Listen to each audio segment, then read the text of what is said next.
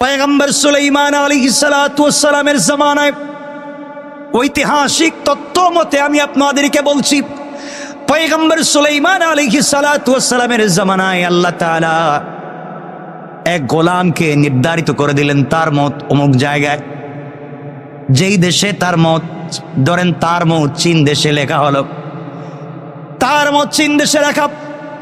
আজরাইল দৌড় দিলেন, ওখানে গিয়ে দেখলেন এই লোকটা নাই। সারা দেশ খুঁজলেন, মৃত্যুর মাত্র কয়েক মিনিট বাকি আছে, তাকে তো কোথাও খুঁজে পাওয়া যাচ্ছে না। কোথায় গেল?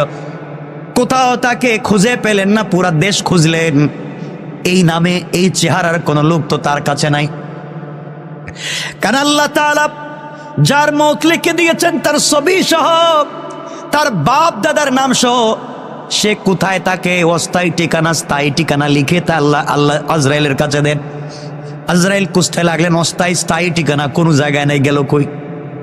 পুরো দেশের ভিতরে নাই। কিছুক্ষণ পরে তার মত। হঠাৎ করে ঘুরতে লাগলেন, ঘুরতে ঘুরতে ভিন্ন একটা দেশে চলে গেলেন। ওখানে গিয়ে দেখেন হযরত সুলাইমান আলাইহিস সালাতু ওয়াস সালাম নসিহত করতেছেন, ওয়াজ করতেছেন। তার সামনে সকল প্রাণীরা বসা, মানুষেরা বসা। তাকাইয়া দেখেন আজরাইল। আজরাইল তাকাইয়া দেখেন ওই জায়গায় লোকটা বসে আছে। কিছুই বললেন না, এমনি তো মাথা গরম, খুঁজে পাচ্ছেন না।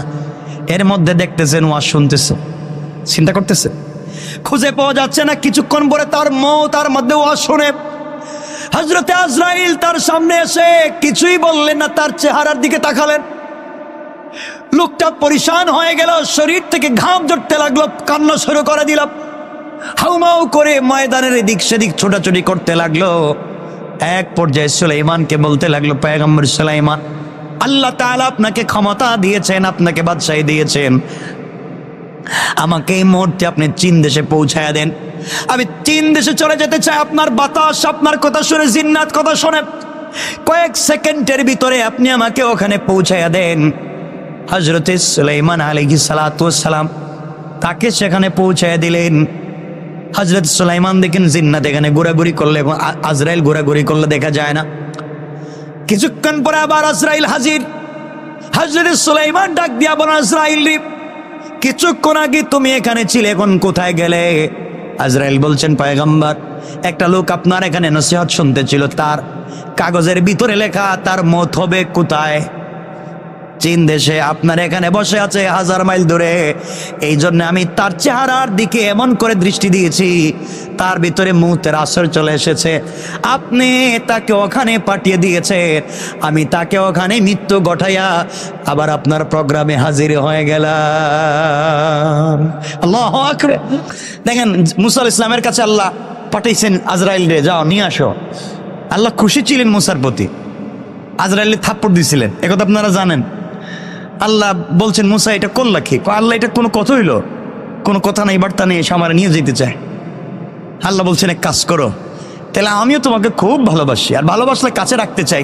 তুমি যদি পৃথিবীতে বেঁচে থাকতে চাও, তাইলে তুমি এই পৃথিবীর সব থেকে দামি একটা বকরির যে পাল আছে, পাল সমান তাদের শরীরে যেই লুম আছে, পশম আছে, এই পরিমাণ হায়াত তোমাকে দেব, তুমি বেঁচে থাকো। তিনি বলছেন, আল্লাহ এরপরে কি হবে? বলে, এরপরেও লুম শেষ, পশম শেষ, তোমার জিন্দগির হায়াত শেষ, আশা লাগবে। আল্লাহ শেষ দিন শেষে তো আশাই লাগবে। আশা লাগবে। শেষ সাহাবী যার বাপের নাম হযরত আব্দুল্লাহ রাদিয়াল্লাহু তাআলা আনহু, হযরতে জাবের, তার বাপ রাসূল পাককে কতটুকু ভালোবাসতেন। হযরতে জাবেরের কথা বললেই তো লম্বা হয়ে যায়, তার বাপের কথা বলি। মনে পড়ে গেল জাবের রাদিয়াল্লাহু তাআলার পিতার নাম হযরত আব্দুল্লাহ। আব্দুল্লাহ রাদিয়াল্লাহু তাআলা আনহু উহুদের যুদ্ধে শহীদ হয়েছেন। শহীদ হওয়ার আগের রাত্রে জাবেরকে ডাকলেন, জাবের আসো। জাবের কাছে পিচ্চি মানুষ, ছোট মানুষ, বসছেন বাবার কাছে। বাপ বলছেন, জাবের, এই পৃথিবীর পূর্ব থেকে পশ্চিম, উত্তর থেকে দক্ষিণ যা আছে সব কিছু থেকে আমি বাপ তোমাকে ভালোবাসি। সুবহানাল্লাহ বললেন। জাবের বলছেন, আব্বা জান, আমি আপনার ছেলে, আপনি আমাকে ভালোবাসবেন না তো কাকে ভালোবাসবেন? আমি জানি আপনি আমাকে ভালোবাসেন। আবার বলছেন, জাবের, আমি আব্দুল্লাহ বলছি, এই পৃথিবীতে একমাত্র তোমাকে সব থেকে বেশি ভালোবাসি। জাবের বলছেন, বাবা ঠিক আছে মানলাম, কি বলতে চান? হযরত আব্দুল্লাহ বলছেন, একটা কথা বলার জন্যই বলছি, এই এতক্ষণ যা বললাম তোমাকে ভালোবাসি পৃথিবীর সবচাইতে বেশি, মনে রাখবা এখানে একজন মানুষকে আলাদা রেখেছি, তিনি আমার কলিজার টুকরা নবী মুহাম্মদ রাসূলুল্লাহ সাল্লাল্লাহু আলাইহি ওয়াসাল্লাম। ও জাবের, পৃথিবীর সব থেকে তোমাকে ভালোবাসি এর অর্থ এটা নয় যে আমি আমার রসুল থেকে তোমাকে ভালোবাসি, বরং আমি আমার রসুলের জন্যে আমি জাবেরকে হাজার বার যদি ইসলামের জন্য জাবেরকে দুনিয়ার থেকে বিদায় করতে হয়, আমি আব্দুল্লাহ তাতে রাজি। আল্লাহু আকবার। জাবের তোমাকে বলতে চাই, রাসূল পাক আমাকে বলছেন উহুদের যুদ্ধে চলে যাওয়ার জন্যে, আমি চলে যাচ্ছি আর আমি দেখতে পাচ্ছি, সুঘ্রাণ পাচ্ছি উহুদের ময়দানে যারা প্রথম কাতারে শহীদ হবে, আমি আব্দুল্লাহ মনে হয় প্রথম কাতারে থাকবো। সুতরাং আমি মরে গেলে বাবার জন্য দোয়া কইরো, বোনদের সাথে ভালো ব্যবহার করবে, ফুফুদের খবর নিবে, আর আমি বাপ যে রাসূলের জন্য জীবন দিতে যাই আমার চাইতে সে রাসূলকে বেশি ভালোবাসবে। সুবহানাল্লাহ বললেন না? আমার চাইতে সে রাসূলকে বেশি ভালোবাসবে। কথাগুলো লম্বা। হযরতে জাবের রাদিয়াল্লাহু তাআলা আনহুর বাপ হযরতে আব্দুল্লাহ যুদ্ধে চলে গেলেন। আমার বন্ধুগণ, যুদ্ধে যাওয়ার পরে দীর্ঘক্ষণ যুদ্ধ করলেন, শহীদ হয়ে গেলেন। শহীদ হয়ে যাওয়ার পরে কাফেরেরা হযরতে আব্দুল্লাহর লাশকে টুকরা টুকরা করে দিল, নাক কেটেছে, কান কেটেছে, হাত পা কেটে দিয়েছে, চিনা যায় না। হযরতে আব্দুল্লাহর লাশ পড়ে আছে, একত্রিত করা হলো। রাসূল পাক সাল্লাল্লাহু আলাইহি ওয়াসাল্লাম বললেন, কে এসেছে? সাহাবায়ে কেরাম বলছেন, ইয়া রাসূলুল্লাহ, আব্দুল্লাহর ছেলে জাবের এবং তার ফুফু এসেছেন, তাকে লাশ দেখানো যাবে না, ছোট্ট মানুষ, বাবার লাশ দেখলে কষ্ট পাবে। নবীজি বললেন, না না, তার বাপের লাশ দেখাও, তার বোনকেও ফুফুকেও লাশটা দেখাও। হযরতে আব্দুল্লাহ রাদিয়াল্লাহু তাআলা আনহুর হাত পা সব একত্রিত করা হলো। হযরতে জাবের বাবার লাশ দেখলেন, এক ফোঁটা চোখের পানি পড়ে গেল। বোন তার ভাইয়ের লাশ থেকে হাউমাউ করে কাঁদতে লাগলেন। নবীজি ডাক দিয়ে বলেন, ও সাহাবীরা, কার কান্নার আওয়াজ শোনা যায়? একজন মেয়ে মানুষের কান্নার আওয়াজ শোনা যায়, বলো কে? সাহাবায়ে কেরাম বলছেন, ইয়া রাসূলুল্লাহ, আব্দুল্লাহর বোন হাউমাউ করে কাঁদতেছে।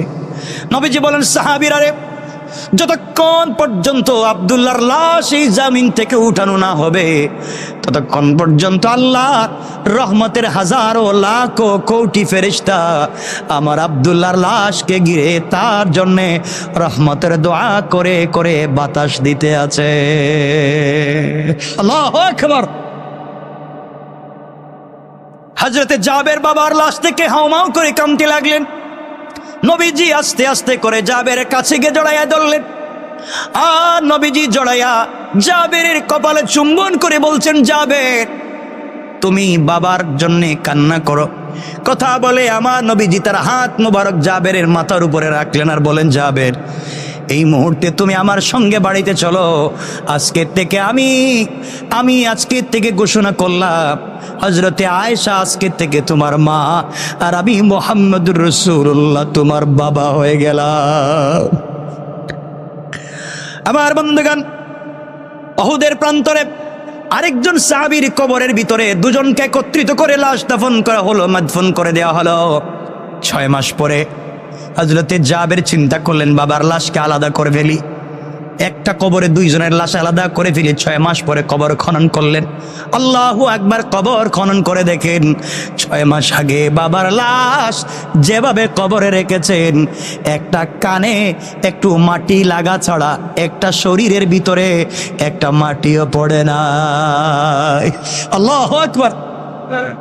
এটা তো 6 মাসের কথা বললাম। 40 বছর পরে হযরতে মুআবিয়া রাদিয়াল্লাহু তাআলা আনহুর জামানায় যখন উহুদকে খনন করার প্রয়োজন পড়ল, খনন করতে যখন গেলেন, 40 বছর পরে আব্দুল্লাহর কবর যখন খনন করা হয়েছে, 40 বছর আগে যেইভাবে লাশ রেখে দেওয়া হয়েছে, নবীজির ভালোবাসার কারণে 40 বছর পরে লাশ এভাবেই কাফন সহ অক্ষত রয়ে গিয়েছে।